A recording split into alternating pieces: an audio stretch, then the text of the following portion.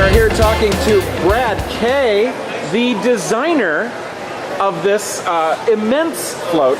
The first question I've got to ask, did you start out consciously to say, we're going to make the biggest float in the Rose Parade, or did Cars Land just sort of dictate it?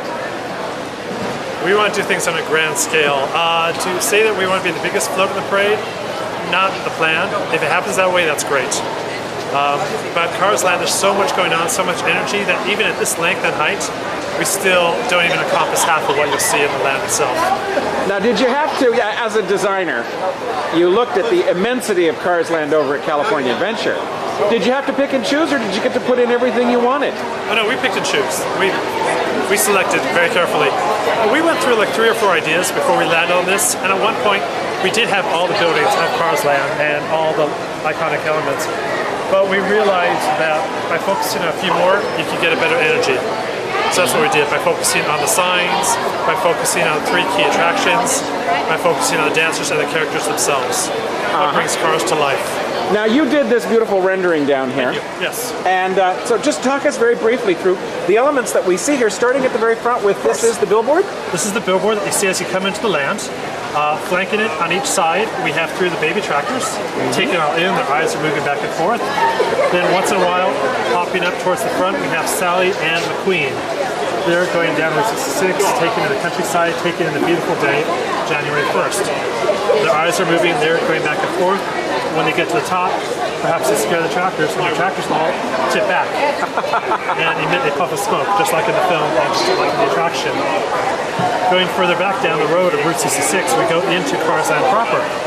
So of course we have the Cozy Cone Cafe, where you're going to see pop cone and churros and all that. On the other side we have Flo's Cafe, Tomato. These signs all move, they spin, they rock, high energy. In addition, we have the Junkyard Jamboree tractor with 2 contest winners riding in the back, moving back and forth. On the right side, we have Luigi's Tire, which is spinning, tipping, and that has Disney talent on it, Disney Channel talent. Behind it, on the second half of the float, this is only half of the float at 55 feet so far, we have 8 dancers. They're dancing to the music of Route 66. Behind them, we of course have the Radiator Spring with water. And then behind that, we have the Radiator Spring Racers filling up the next 50 feet of the float. So we have cars going across the finish line, racing around one of the monuments with Luigi and Guido cheering them on up top. More cars in the back. And at the very back, we have the car going across the bridge in front of a waterfall. And as the plane flies around up top saying, the happiest place on earth just got happier. And of course, the Cadillac Range. Absolutely. Wow. With our 1959 and 1960 Cadillac fins. Very good.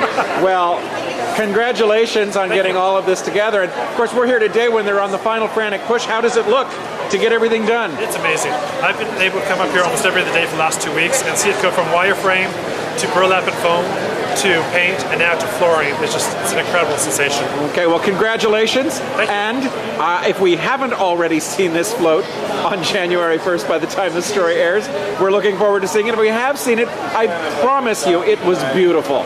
Thank you. Thank you.